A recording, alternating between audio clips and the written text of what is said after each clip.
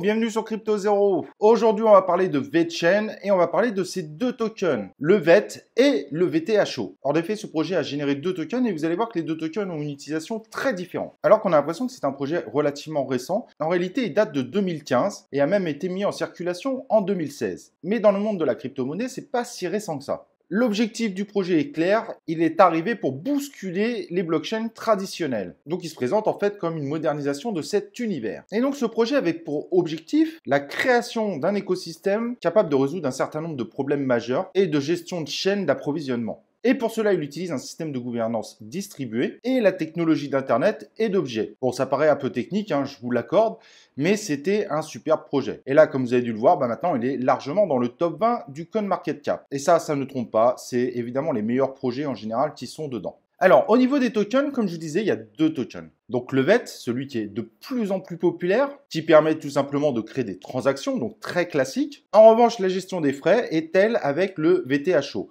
Donc contrairement à des blockchains comme Ethereum, VeChain a clairement fait le choix de séparer les frais et les transactions. Alors c'est pas le premier à le faire, vous vous rappelez, on l'avait vu avec Theta, qui utilise un peu les mêmes concepts, mais n'oubliez pas qu'en 2015, c'était quand même relativement novateur. Alors, il y a une particularité aussi dans la gestion du VTHO, c'est qu'à chaque fois qu'il y a une transaction de VET, il faut savoir que 70% des VTHO sont automatiquement détruits. Donc, système très intéressant. Alors que quand on crée une transaction VET, on n'en émet que très peu. Alors je sais maintenant, pour se situer, c'est pas forcément toujours simple, mais ça nous donne un certain nombre d'informations pour savoir s'il faut ou non miser sur ce type de token. Alors en ce moment, au niveau du VET, c'est vrai qu'il a un peu corrigé et qu'on peut peut-être dire qu'il est en phase de consolidation.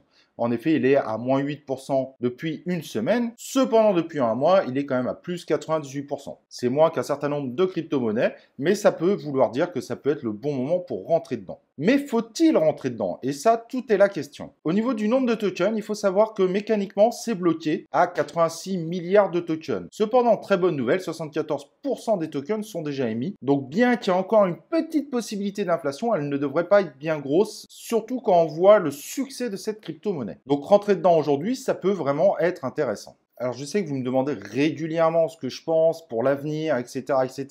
Donc, sur ce bull run, 1x2 est tout à fait envisageable. Après, ça risque d'être compliqué de faire plus, pour être honnête. Mais bon, c'est déjà pas mal. En revanche, dans 3-4 ans, on pourrait imaginer que le VET fasse encore un gros x10. Mais en effet, dans ce cas-là, il faudra le holder quelques temps. Au niveau du VTHO, je trouve ça plus compliqué de se positionner parce que comme vous avez vu, c'est un token inflationniste. Bon, ok, des fois, ils détruisent des tokens, mais n'empêche qu'on en génère tout le temps. Donc son positionnement actuel, 121e du CoinMarketCap. Donc on pourrait se dire qu'il y a encore une marge de progression géniale.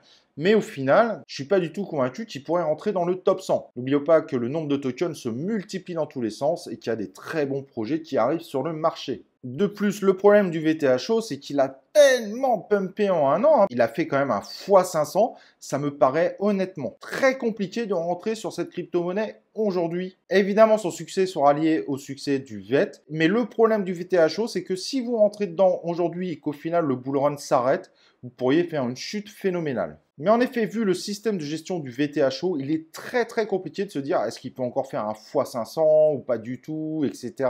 Il a en effet une possibilité de faire de gros pumps, mais ce n'est pas du tout garanti. Ceci dépendra évidemment du succès du VET. Donc l'investissement par rapport à ces deux crypto-monnaies dépendra un peu de votre mindset. Est-ce que vous êtes plutôt, je joue la carte de la sécurité et donc dans ce cas-là, j'irai plutôt vers le VET, ou est-ce que je tente le coup de poker et je vais vers le VTHO? En effet, le VTHO peut faire de très gros pumps, mais le risque est quand même beaucoup plus grand. Cependant, en voyant son ATH, on pourrait se dire que ça pourrait être quand même un très bon plan de rentrer sur le VTHO. Mais attention, le risque est quand même plus élevé, donc là, il faut impérativement miser sur un stop loss pour vous assurer que vous n'allez pas non plus faire des grosses pertes, parce que autant le VTHO peut bien pumper, autant il nous a déjà montré qui peut aussi faire des gros dumps. Si vous recherchez ces deux crypto-monnaies, vous avez le lien de Binance dans notre description. N'hésitez pas à y aller si vous n'êtes pas sur Binance. De toute façon, c'est une excellente plateforme. Probablement la plus populaire aujourd'hui dans le monde des crypto-monnaies. Voilà, j'espère que cet épisode vous aura plu et nous, on se retrouve bien évidemment dans un prochain épisode de Crypto Zero.